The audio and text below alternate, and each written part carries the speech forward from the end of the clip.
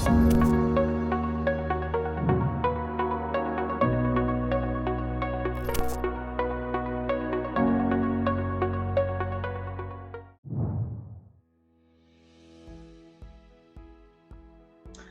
I'm Mina Machacek. I'm the Managing Director of Creative Personnel, part of MCG Group, and I've been in recruitment for 20 plus years. I've worked on global assignments, international recruitment, technology recruitment, digital recruitment, currently sort of working on RPO. So all levels of recruitment, have managed teams, nurtured, grown individuals that have gone to be hugely successful.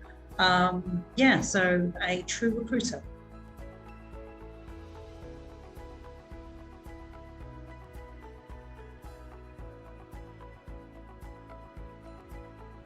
Okay, well, looking back, the best and my personal sort of top tip is utilising the candidate's information effectively.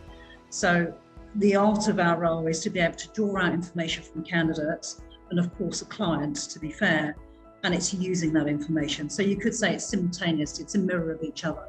So for example, with a candidate, it's spotting the patterns. So when they say that they're leaving or looking to leave, and we're asking about appraisal periods or review points, or they may not be looking, it's taking that information. So for example, when their review is, and then calling them up and putting that information into your diary to kind of give them a call at that point of review. So it's being able to utilise every piece of information in terms of that follow-up, follow-through, opening a candidate up, talking to them, just being able to put reminders into your diary based on the information that you have received. So that could be a client turning around and saying to you, we're not looking now, we're looking in X period, and a lot of recruiters don't follow that up. So it's your follow-up, follow-through based on the information received.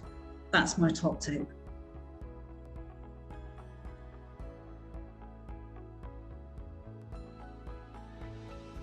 Okay, well, number one, I would say, firstly, don't take it personally.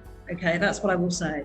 And I think there are several reasons as to why candidates do ghost. And I think if we look at the two main reasons, one is they're usually in a position where they don't want to come back to you and say no. They actually don't want to deliver that negative of they're not interested or whatever it is. And the other point is that they just don't care. So what we want to try and do is mitigate some of that. So come in from a position of support, so what you want to do is take that defense out of your world and think, okay, when I go back to this candidate, I want to understand closure. So what do you need to learn from that experience? So your language could be, well, look, I appreciate that I haven't heard from you, but what I would like is just to understand why. So for me, that's important, so I can learn from it. It's okay if you've changed your mind, but I just want to see if there's anything I can learn within that process. And use the word help as well. So you probably find that out of X emails or X outreach, you'll get some of that back. Some people just won't care, but that's okay. But try and use it from a position of you wanting closure or wanting to understand why or where their decision is. Doesn't matter that they've reached a decision that's not favourable, but what is it about it?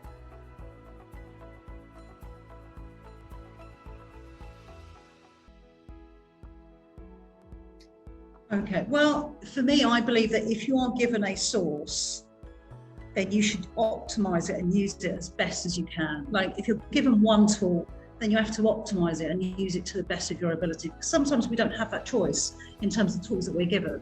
But for me, a favorable one is probably a combined one. It's one that would absolutely, your database, there is something to be said about nurturing your database. That contact management cycle, like I said, going back to sort of question one with regards to sort of contacting at certain points, that's absolutely number one. So getting there ahead of the competition. As we know, LinkedIn is an absolutely fantastic piece of data, a data mine in itself. So using LinkedIn with its optimum sort of through its workflows and contact management, referrals are a really good one. And adverts, getting your name out there, getting your constant adverts, even though you might not get many responses, what you are putting is you're marketing yourself. And there's something amazing about sort of individuals seeing you in various different places, of which they'll then send a CV direct to you, or when you contact them, they recognize your name because they've seen you out within your marketplace. So for me, actually, it's a combination of your sources is the ideal mechanism. So all of those has been very, very good for us. But your top one, I would say, is always got to be the database, but it does depend on the markets that we sit in. That's what I will say. Sometimes adverts work really well in certain markets. So it is market led somewhat.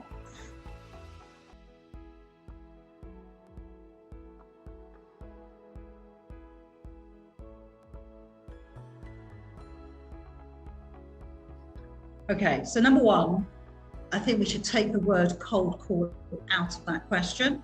So for me, because what happens is that some individuals, it creates a wall, it creates a sense of fear of, oh my God, I don't want to step into the unknown. So for some people, it's a positive connotation, for others, it's a negative connotation.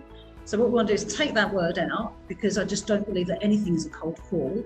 And I believe what we should be doing is saying, okay, there's a world out there, there's a world of opportunity, there's clients and candidates, I'm here to make a difference, I'm here to match. My tool is me and how I choose to go about using those tools. And we step into the unknown by exploring, by researching.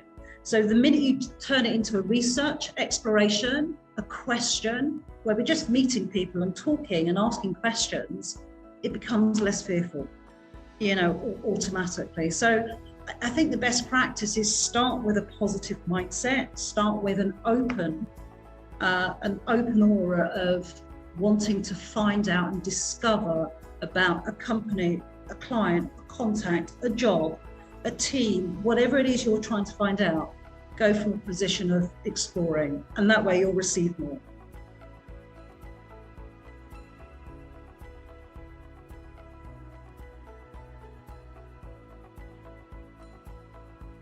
Okay, well, I think number one, it's also the definition of shouting talent or whispering talent, because I think there's more discussion in and around this. So it's how you define those two pieces, firstly. But I think if we look at shouting talent, it's obviously the obvious talent and what's out there. And then the whispering talent is the ones that aren't so obvious, where you've got to kind of sort of come in underneath. I think both are important. They both have a position to play. We need to go for the obvious, and that's probably where all of us go for the obvious. So unfortunately, we have to kind of sit in that pool, but it's not that, because you do have some of the best candidates there, and they are usually, they've got so many recruiters hunting around them, so it's usually sort of how good you are, or the timing, or your language that you use that will make a difference to them, and of course what you've got in hand in terms of the value of the opportunity that you have. With whispering talent, it's also about how you read between the lines. It's about the transferable skills. So the thing is, with whispering talent, you also need a client that's willing to play. You need a client that's willing to push their boundaries, in terms of going outside of the obvious. So for me, it's actually about the position of play. If you've got a client that's willing to be more flexible, bear in mind that we are in a world where there is diversity and all these inclusivity sort of coming in, where we should be looking at whispering talent, but we've got certain clients that want shouting talent. So we need both. Everyone has a role to fill, and our strength as a recruiters, we need to match against those roles, utilising what it is that we have, and consult with our clients and candidates with regards to that.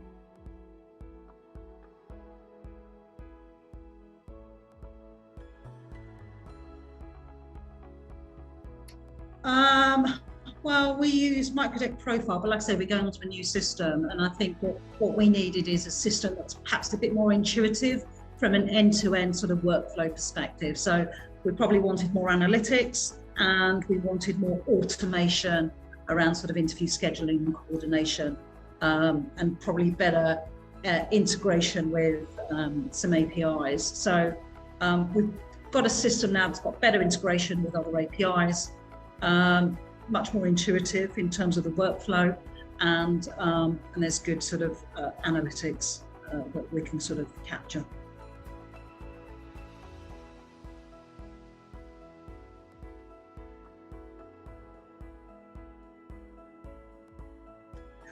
Well, executive search is completely different to contingency recruitment. I think it is, I mean, all of the markets and all sort of recruiters have to focus on their network, but even more so executive search. So extra efforts is the consultancy piece. So being more of a consultant, understanding probably more about the way that the businesses, departments, how that influences decision, just perhaps being, interested in business as a whole and the business making decisions that fall at a senior level. So I would say extra efforts is spending time on really getting up to date with your consultancy approach, your method of questioning, your structured approach of questioning, developing your network at senior level, and certainly sort of understanding and being more interested in sort of business-led and leadership pain points, basically.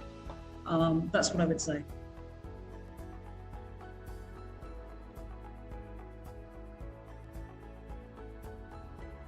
So for me, there is only one big mistake that you can make in recruitment, and that is to send a candidate to where they work. Okay, so to send a candidate, if you're sending a CV out, you're not going to send it to where they work. You're not going to send it to the boss and say, look, they're looking. That's the mistake. That's the biggest mistake. Everything else is based on humans. It's based on twists, turns, pathways, energy, the human mind, the desire, what you do. And humans are, as we know, complex. So what they feel on one day is not necessarily what they're going to feel on another day. So just because they said no and yes tomorrow, was that a mistake because you didn't act on it? No, because it's transient as well. So my thoughts are, recruitment isn't about making mistakes. It's about knowing what you can and can't do, having the tools within you, and you are going to be on this exploratory journey of moving, shaping, mapping. And yes, sometimes you may not get it right, but that's not necessarily a mistake. It's an experience. So it's being able to take the learns out of that and move forward with that. So that's how I see it.